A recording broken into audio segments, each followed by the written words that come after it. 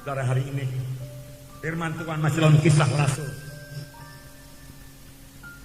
yaitu mengenai pelayanan Paulus juga. Bagaimana Paulus terus menguatkan, terus menasihatkan, terus menggembalakan sidang-sidang yang telah dibangunnya. Biar hidup Paulus menjadi teladan kepada kita. Walaupun kita tidak mungkinlah seperti Paulus, tapi banyak sekali teladan-teladan yang baik dalam hidup Paulus yang bisa kita ambil. Sebab kita melihat Paulus telah menyelesaikan pelayanannya dengan berkemenangan, dengan berhasil. Paulus sendiri berkata, ia telah mencapai garis akhir. Ia telah memenangkan pertandingan. Ia dan mahkota kebenaran telah tersedia kepadaku. Paulus berkata, tetapi bukan hanya kepadaku, bagi semua orang juga yang sangat rindu akan kedatangan Tuhan Yesus. Rupanya kita masih punya kesempatan juga beroleh mahkota, sama sebagaimana mahkota Paulus, yaitu mahkota kebenaran. Jikalau kita ini sangat rindu, jikalau kita ini berjaga-jaga dalam menantikan kedatangan Tuhan yang kedua kali, yang memang sudah diambang pintu. Menantikan kedatangan Tuhan kedua kali tentunya bukan berpangku tangan. Sebaliknya, daripada berpangku tangan, kita bekerja keras. Bekerja keras. Kita menyangka, kita kerja terus sampai Tuhan Yesus datang. Kita melayani terus sampai Yesus datang. Kita tiru hidup Paulus. Kalau kita membaca hidup Paulus ini, kita melihat bahwasanya hidup Paulus sesudah dia dipanggil Tuhan merupakan satu pertandingan. Pertandingan yang terus menerus. Pergumulan yang terus menerus. Paulus berkata, aku telah mengakhiri pertandingan, aku telah mengakhiri perlombaan. Dan tentunya Paulus membuangkan semua beban-beban berat. Tentunya Paulus membuangkan semua pikulan-pikulan berat. Tentunya Paulus membuangkan dosa-dosa yang bisa menjerat dia, sehingga dia bisa berlari dengan cepat dalam perlombaan yang diwajibkan bagi Paulus, juga diwajibkan bagi kita semua. Amin. Ya, firman Tuhan berkata, jikalau kita mau mengikut Yesus, kita harus menyangkal diri kita dan mengangkat salib setiap hari, setiap hari, setiap hari, setiap hari. Inilah perlombaan, mengalahkan kehendak daging, mengalahkan hawa nafsu, dan berjalan dalam Roh Kudus. Paulus berkata dalam 1 Korintus 9 ayat 27, kesaksian Paulus, dia terus menyangkal dirinya, karena dia berkata, aku masih bisa terbuang, tetapi aku melatih tubuhku dan menguasainya seluruhnya, supaya sesudah memberitakan Injil kepada orang lain, jangan aku sendiri ditolak. Jangan aku sendiri ditolak, sudah aku memberitakan Injil kepada orang lain. Rupanya sesudah kita memberitakan Injil kepada orang lain, tetapi sesudah itu, hari-hari berikutnya, tahun-tahun berikutnya dari akhir hidup kita ini, kita pakai hidup dalam kehendak daging, maka Tuhan akan menolak kita. Paulus tidak mau hal itu terjadi kepadanya. Oleh sebab itu dia berkata, aku melatih tubuhku tunduk kepada Roh Kudus, dan aku menguasainya sepenuhnya. Kehendak dagingku tidak menguasai aku. Aku dengan kuasa Roh Kudus menguasai kehendak dagingku, menguasai hawa nafsuku, menguasai kemarahanku, menguasai kemalasanku. Jika aku boleh berlari-lari dalam panggilan Tuhan dalam hidupku dan sampai kepada maksud Tuhan. Inilah hidup Paulus yang penuh penyangkalan diri, yang berhasil, yang suci, yang membawa kegemaran kepada Tuhan. Paulus sendiri dalam suratnya kepada Timotius berkata bahwasanya sebagai hamba Tuhan ataupun sebagai anak Tuhan sekalipun, kita harus hidup, dia katakan, sebagai seorang prajurit yang punya disiplin. Kita harus hidup sebagai seorang olahragawan yang juga harus berdisiplin, petani yang kerja keras dan bertekun. Itulah dia hidup Paulus yang perlu kita teladani, dan kita juga berhasil padaku. Bagaimana Paulus? Tidak ada yang mustahil, karena Roh Kudus yang ada pada Paulus adalah Roh Kudus yang ada pada kita sekarang ini. Amin, saudara. Mari kita teladani hidup Paulus ini. Mari kita teladani hidup Paulus. Amin. Haleluya. Mari kita membaca dalam Kisah Para Rasul 20 ayat 17 sampai 31. Banyak ayatnya. Mari kita baca bersama-sama. Kisah 20 ayat 17 sampai 31.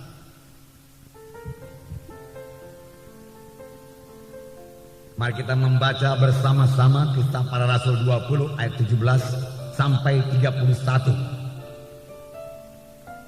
Bersama-sama.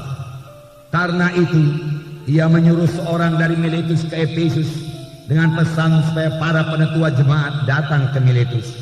Sesudah mereka datang berkatalah ia kepada mereka, kamu tahu bagaimana aku hidup di antara kamu sejak hari pertama aku tiba di Asia ini.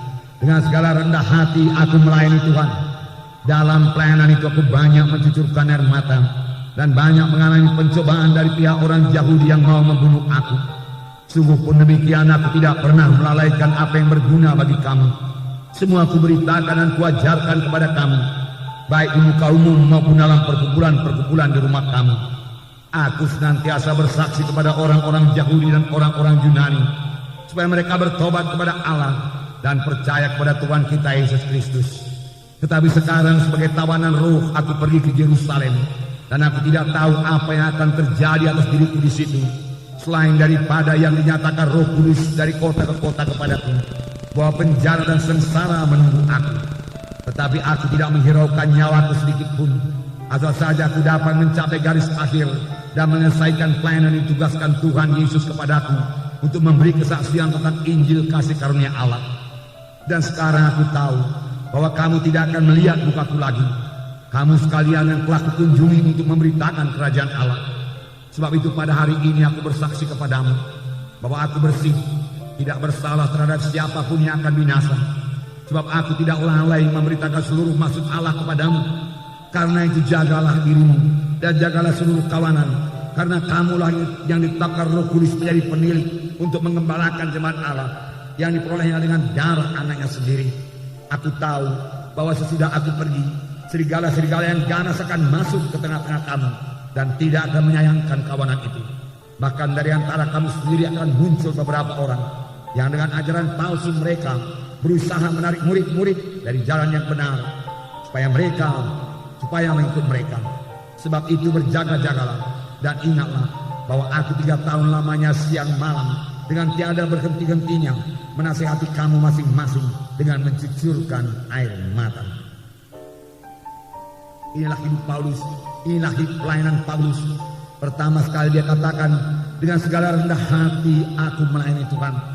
Dalam pelayanan itu aku banyak mencucurkan air mata, banyak mengalami pencobaan dari orang Yahudi yang mau membunuh aku. Paulus banyak mencucurkan air mata. Dan juga dikatakan Paulus melayani dengan segala kerendahan hati. Paulus rendah hati. Luar biasa wahyu yang telah diterima oleh Paulus. Pada jalan ke Damsyik dia bertemu dengan Yesus, mendengar suara Yesus. Kita sudah melihat dalam Kisah Rasul yang lalu. Saya yakin itu terjadi pada waktu Paulus dilempari dengan batu. Paulus diangkat ke sorga dan mendengar pembicaraan yang tidak layak didengarkan oleh manusia. Paulus menerima ilham yang luar biasa daripada Tuhan. Paulus mengenal Tuhan Yesus. Paulus mengenal kehendak Tuhan dalam hidupnya. Paulus melayani dalam satu pelayanan yang sangat berkuasa, penuh dengan tanda jahit mujizat. Bahkan dikatakan kain-kain atau sabut tangan yang pernah dipakai oleh Paulus lalu dibawa kepada orang sakit, diletakkan atas orang sakit, lalu orang itu sembuh. Meskipun demikian besarnya wahyu urapan yang dimiliki oleh Paulus, Paulus tetap rendah hati, bakal lembut hati. Dengan segala kerendahan hati aku melayani kamu, dengan banyak mencucurkan air mata aku melayani kamu. Sungguh-sungguh Paulus meniru Tuhan Yesus. Tuhan Yesus sendiri berkata, belajarlah kepadaku karena aku rendah hati. Karena aku lembut hati dan rendah hati, maka engkau akan mendapat sentosa bagi jiwamu. Rendah hati. Rendah hati tidak sama dengan rendah diri. Rendah diri atau dikatakan oleh orang dunia ini minder, yang dikatakan merasa diri tidak layak, merasa diri lemah, merasa diri tidak sanggup. Itu bukan daripada Tuhan, dan itu bukan rendah hati. Itu rendah diri yang menyebabkan kita tidak bisa dipakai Tuhan kalau kita tidak mau keluar dari perasaan rendah diri kita tersebut. Tapi saya percaya Roh Kudus, firman Tuhan yang hidup, yang diurapi oleh Roh Kudus, bisa mengubahkan kita yang merasa rendah diri ini menjadi orang yang bisa dipakai Tuhan, menjadi orang yang memiliki semangat yang menyala-nyala, menjadi orang yang memiliki visi yang baru, mengenal keadaannya yang baru dalam Tuhan, bahwasanya Tuhan telah memberikan pada satu hidup yang baru, hidup yang berkemenangan, hidup yang berhasil.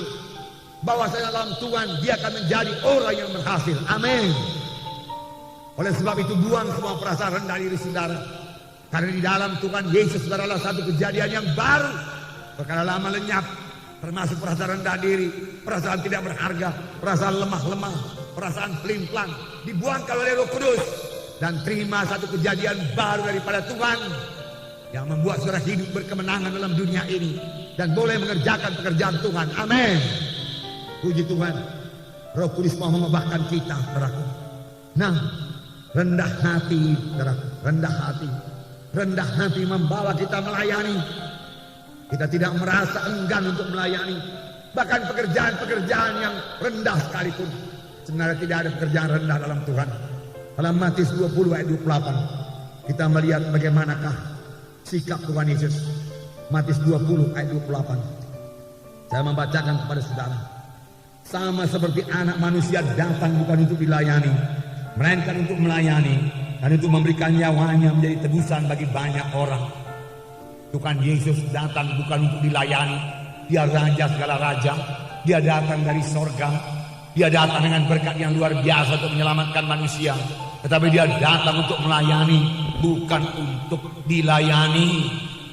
Bahkan dalam ayat yang lain Tuhan Yesus berkata, yang terbesar ialah yang melayani, bukan yang dilayani. Tuhan Yesus berkata.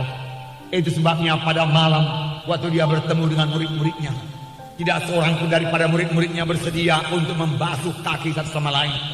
Yesus menanggalkan jubahnya, mengambil sepotong kail lenan, mengikat pinggangnya, menaruh air dalam baskom, mengambil anduk. Lalu dia mulai membasuh kaki murid-muridnya satu persatu sampai mendoakan murid-muridnya. Tuhan Yesus betul-betul merendahkan dirinya. Tuhan Yesus betul-betul rela melayani murid-muridnya. Tuhan Yesus betul-betul mendoakan murid-muridnya. Inilah dia pelayanan Yesus, saudaraku.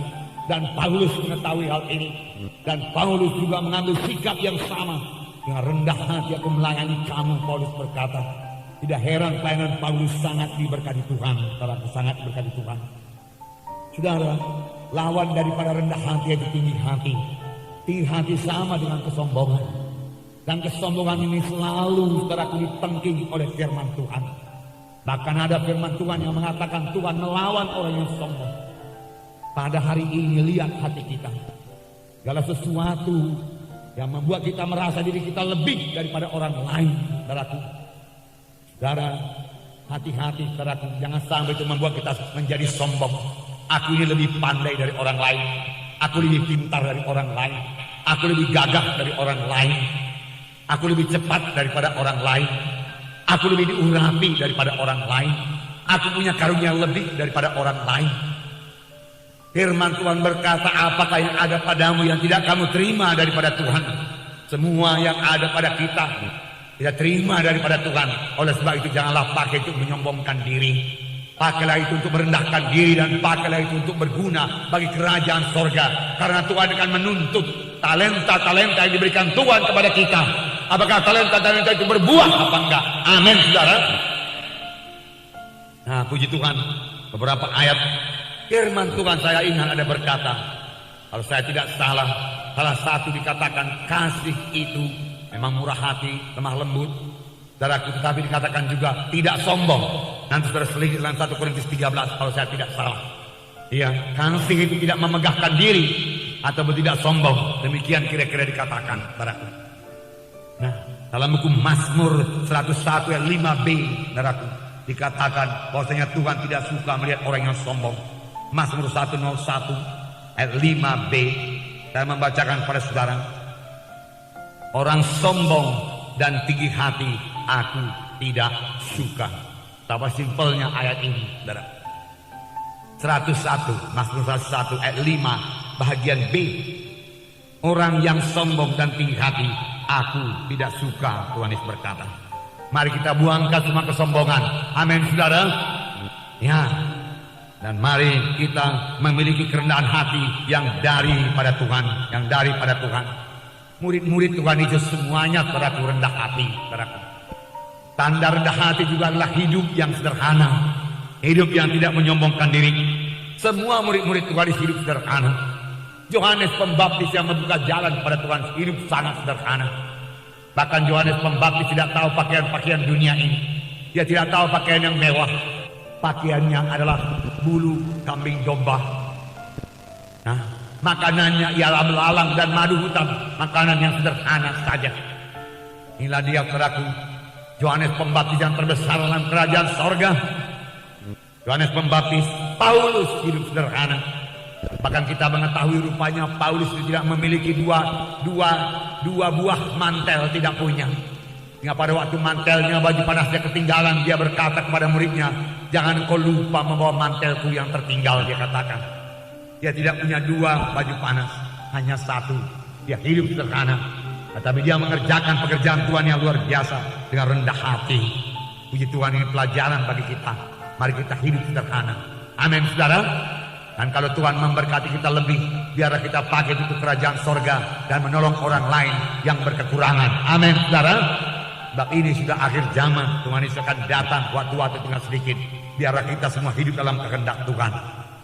Yang kedua, saudaraku, Paulus melayani dengan banyak mencucurkan air mata. Itu tertulis dalam ayat 19.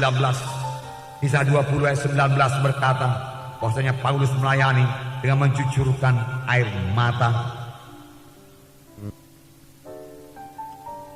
Dengan segala rendah hati aku melayani Tuhan. Dalam pelayanan itu aku banyak mencucurkan air mata dan banyak mengalami pencobaan dari pihak orang Yahudi yang mau membunuh aku. Banyak mencucurkan air mata. Dia mencucurkan air mata, saudaraku, bukan karena orang Yahudi mau membunuh dia. Dia tidak mempedulikan nyawanya sedikit pun. Dia mencucurkan air mata bukan karena takut dibunuh oleh orang Yahudi. Dia tidak, saudaraku. Dia mencucurkan air mata karena mengasihi jiwa-jiwa. Inilah hati yang, inilah rendah hati, saudaraku. Inilah hati yang mengasihi, yang boleh kita miliki setelah kita sadari hati kita ini kurang mengasihi. Firman Tuhan berkata hati Yesus selalu tergerak oleh belas kasihan. Inilah hati yang baru daripada Tuhan, yang Tuhan menghendaki supaya kita memilikinya. Dalam buku Yehezkiel dikatakan, hati batu, hati yang keras kulalukan daripadamu, hati yang lembut kuberikan padamu, hati daging kuberikan padamu, dan aku membuat engkau mematuhi hukum-hukumku. Dengan hati yang lembut kita bisa mematuhi hukum-hukum Tuhan. Dengan hati yang lembut daripada Tuhan kita bisa mengasihi orang lain. Kita tidak membalas dendam. Kita mengasihi. Dengan hati yang lembut kita bisa berdoa buat orang lain. Sehingga kita mencucurkan air mata, saudaraku, sama sebagaimana Paulus dalam pelayanan itu banyak mencucurkan air mata. Dia tidak berkata dalam pelayanan sekali-sekali aku mencucurkan air mata, tidak. Banyak mencucurkan air mata. Dan air mata ini berharga di hadapan Tuhan. Air mata yang dicucurkan karena mengasihi jiwa-jiwa. Mengasihi jiwa-jiwa yang terhilang. Merasa terbeban kepada jiwa-jiwa yang keberatan. Jika oleh penyakit. Yang ditipu oleh dunia ini. Paulus terbeban. Begitu banyak jiwa-jiwa telah selamat di Efesus. Saudara tahu di Efesus pada mulanya kota penyembahan berhala. Kota di mana mereka menyembah Dewi Artemis. Dan tiap-tiap rumah memiliki satu berhala, yaitu rumah-rumah penyembahan untuk Dewa Artemis. Tapi waktu mereka selamat, mereka membakarnya semua. Harganya kira-kira kalau sekarang saya tidak tahu, boleh jadi puluhan juta, ratusan juta, boleh jadi miliar. Mereka tidak sayangkan itu. Banyak jiwa-jiwa selamat di Efesus. Tetapi boleh juga banyak yang sudah gugur daripada jalan Tuhan. Dan Paulus menangis. Dalam ayat 31 dikatakan berapa lama Paulus ini menangis. Ayat 31 kisah 20, sebab itu berjaga-jagalah dan ingatlah bahwa aku 3 tahun lamanya siang dan malam dengan tiada berhenti-hentinya menasihati kamu masing-masing dengan mencucurkan air mata. Siang malam, tiap-tiap hari, kita mengetahui sebelum ini bahwasanya di Efesus, saudaraku, Paulus mengajar murid-murid dalam sekolah Tiranus. Tiap-tiap hari selama 2 tahun sudah seluruh Asia mendengarkan firman Tuhan. Dan hasil daripada pengajaran Paulus ini adalah berdiri sidang Efesus dengan segala pendetanya, tua-tua sidangnya sekalian. Hasil daripada pemuritan yang dilaksanakan oleh Paulus. Dan kali ini Paulus mengajari mereka lebih dalam lagi, memberikan contoh hidup Paulus sendiri supaya mereka tiru. Yaitu Paulus banyak mencucurkan air mata. 3 tahun lamanya aku menangis bagi kamu, aku mencucurkan air mata. Begitulah indahnya, begitulah Paulus mengasihi jiwa-jiwa itu. Biarlah ini, saudaraku, Paulus ini teladan bagi kita, teladan bagi pemimpin-pemimpin KKS. Biar kita mengasihi jiwa-jiwa dalam KKS kita, di mana Tuhan telah mempercayakan begitu banyak jiwa-jiwa.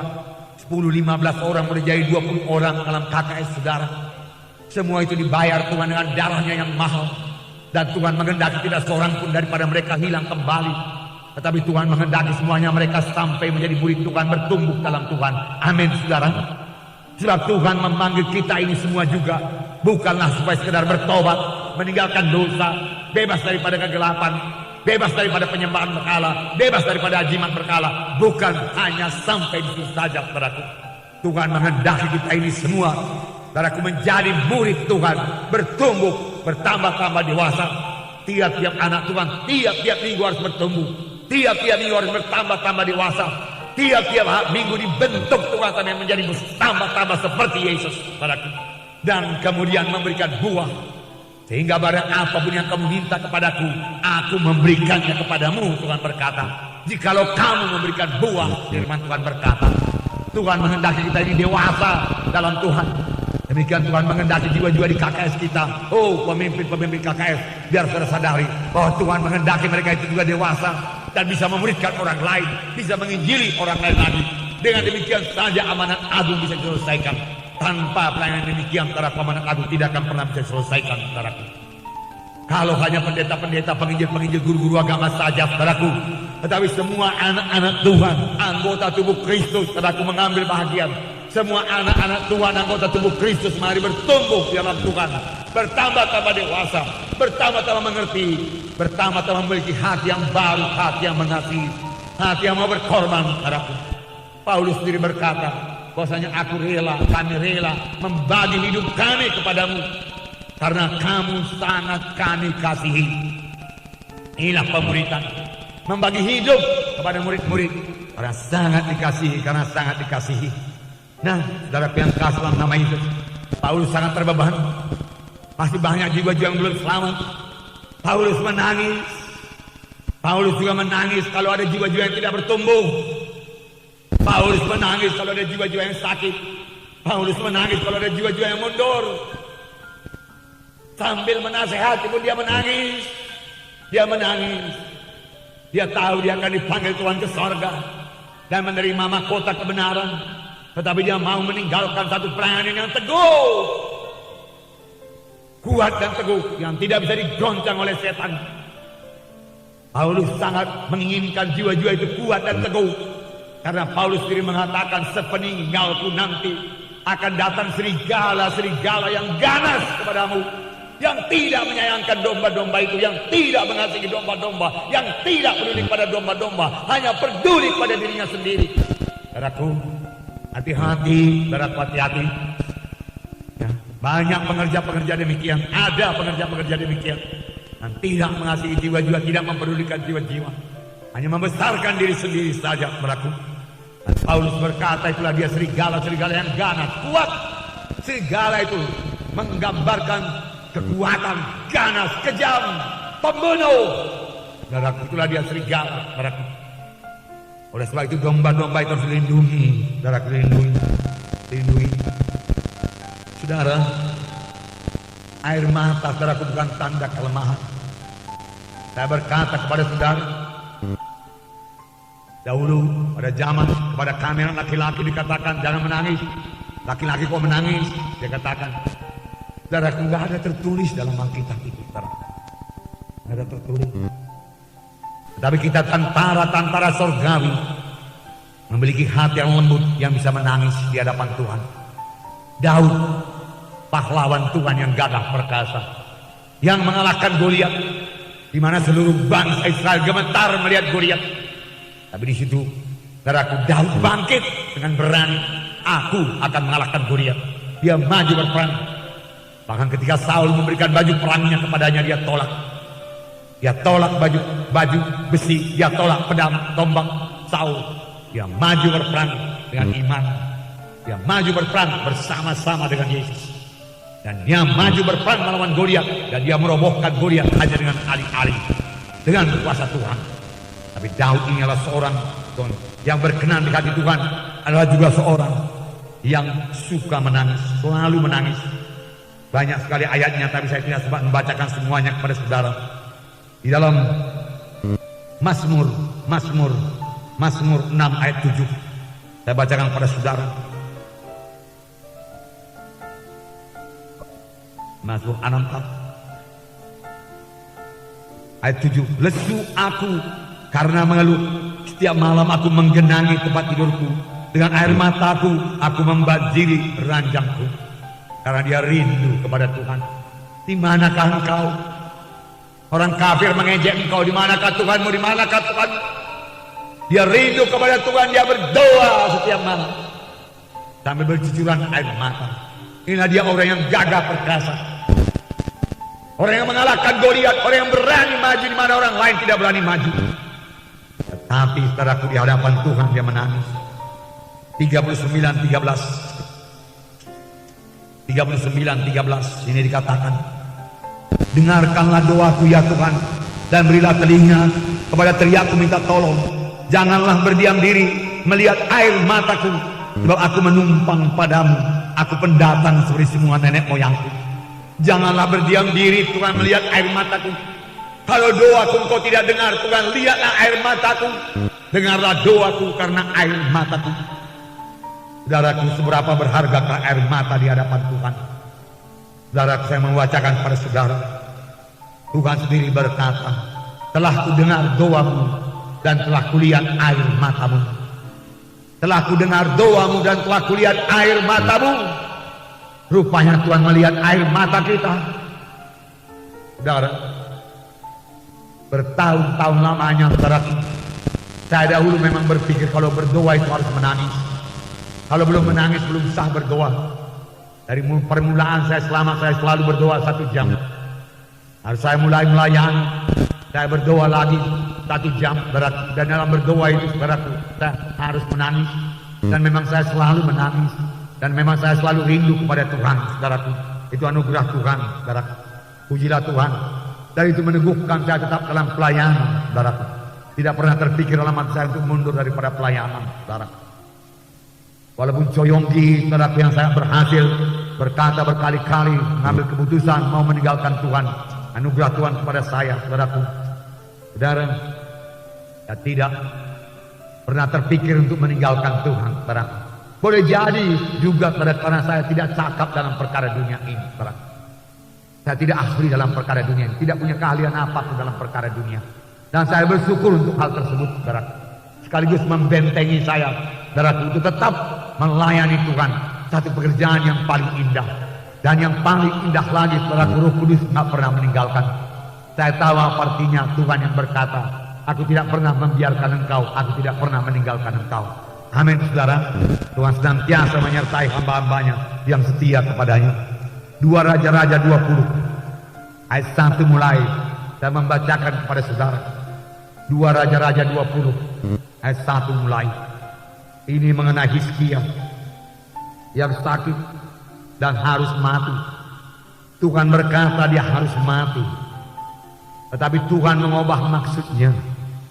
Tahukah saudara bahwasanya maksud Tuhan bisa berubah? Tahukah saudara bahwasanya maksud Tuhan bisa berubah, saudaraku? Bisa. Cuma kalau kebesaran Tuhan tidak berubah, kesucian Tuhan tidak berubah, saudaraku, kebenaran Tuhan tidak berubah, itu kekal selama-lamanya, saudaraku. Keagungan Tuhan tidak berubah, kuasa Tuhan tidak berubah, saudaraku. Tapi kalau maksud Tuhan bisa diubah, Sekali Tuhan berkata kepada Musa, Musa, minggir kau Musa. Aku mau memusnahkan semua bangsa Israel yang menyembah berhala ini. Dan aku akan membangkitkan satu bangsa baru daripada keturunanmu. Musa berkata, kalau engkau memusnahkan, jangan musnahkan mereka, musnahkan aku. Hapuskan namaku dari buku kehidupanmu. Dan ingat kiranya perjanjianmu kepada Abraham, Ishak dan Yakub. Bahwasanya bangsa ini adalah bangsamu Tuhan. Dan kalau engkau musnahkan mereka, apa kata bangsa-bangsa kafir nanti? Mendengar pembelaan Musa, firman Tuhan berkata, Tuhan menyesal dan mengubah maksudnya. Amin saudara. Saya membacakan 2 Raja-Raja 20. Pada hari-hari itu Hizkia jatuh sakit dan hampir mati. Lalu datanglah Nabi Yesaya bin Amos dan berkata kepadanya, beginilah firman Tuhan. Wah, luar biasa. Nabi Yesaya bin Amos berkata, ini firman Tuhan. Dan saya percaya Yesaya tidak bohong. Yesaya menerima suara Tuhan dan memberitahu kepada Raja Hizkia. Apakah katanya? Beginilah firman Tuhan. Sampaikanlah pesan terakhir kepada keluargamu, sebab engkau akan mati, tidak akan sembuh lagi. Bukan dokter yang memvonis. Kalau dokter yang memvonis, saudaraku, saya masih punya iman. Tapi kalau Tuhan yang memvonis, bagaimana? Kalau dokter yang memvonis penyakitmu tidak ada harapan lagi secara kedokteran, kami dokter tidak bisa berbuat apa-apa lagi.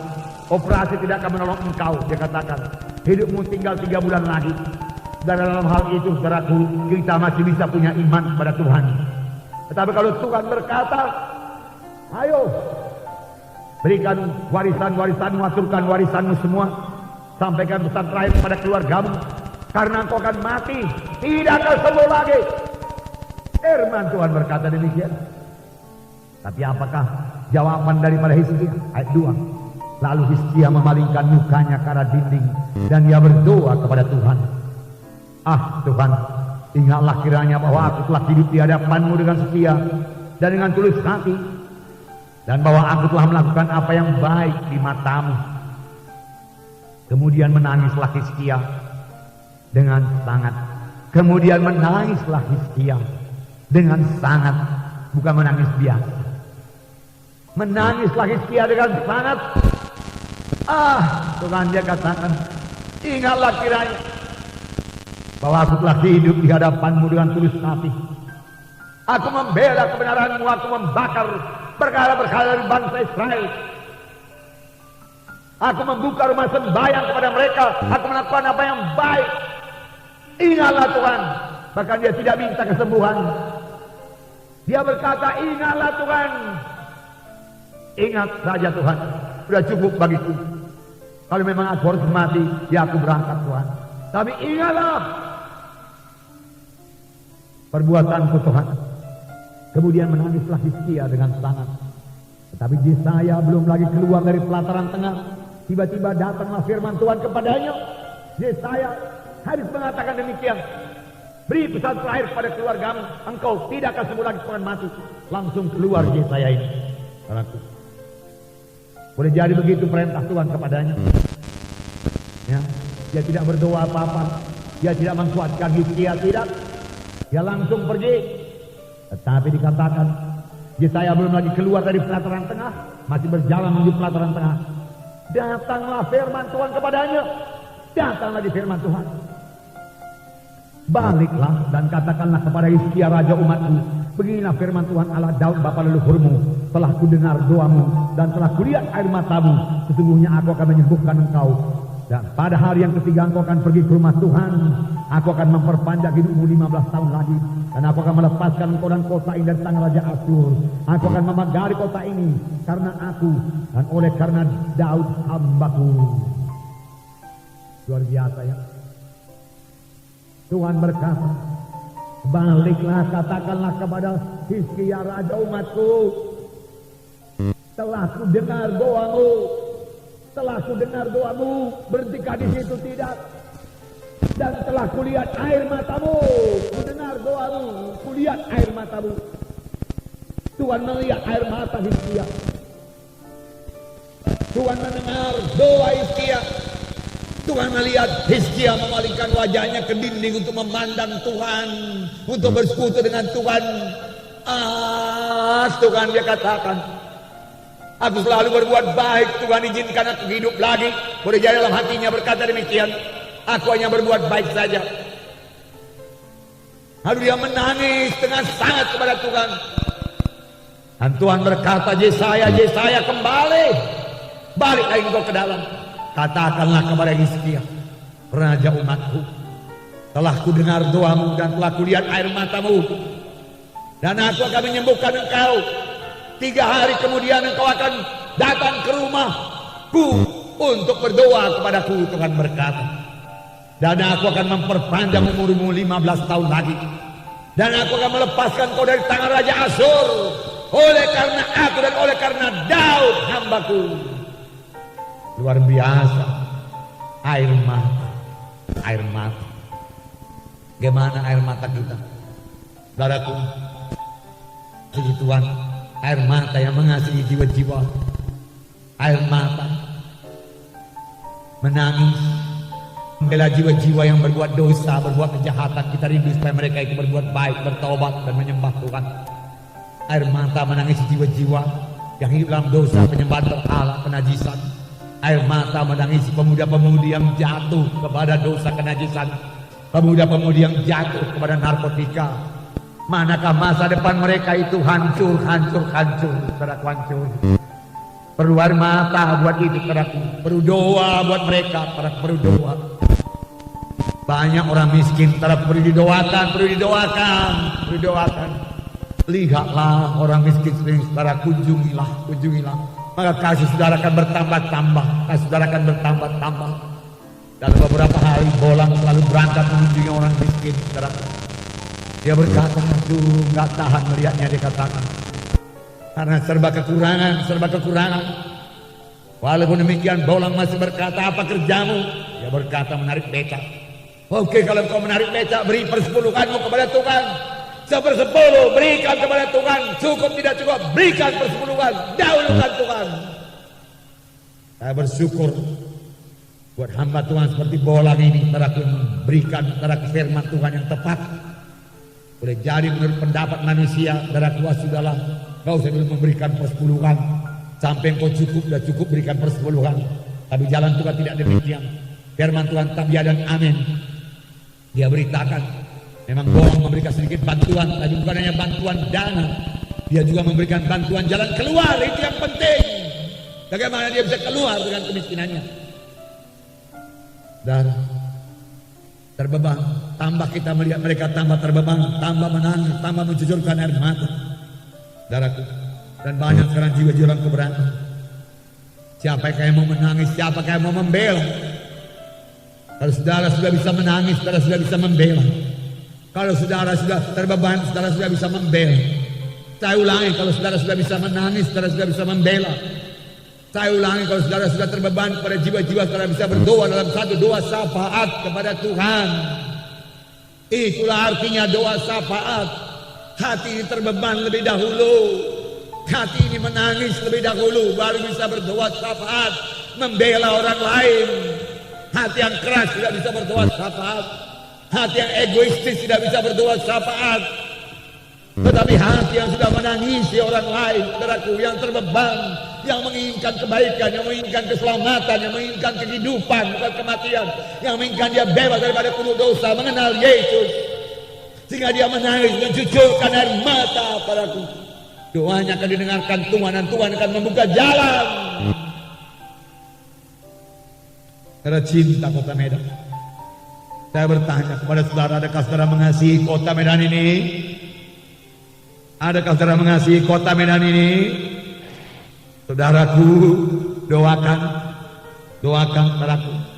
Tuhan sudah sangat berrahmat memberikan kota Medan dalam keadaan aman. Saya percaya boleh jadi kota Medan kota yang paling aman sekarang di seluruh Indonesia ini.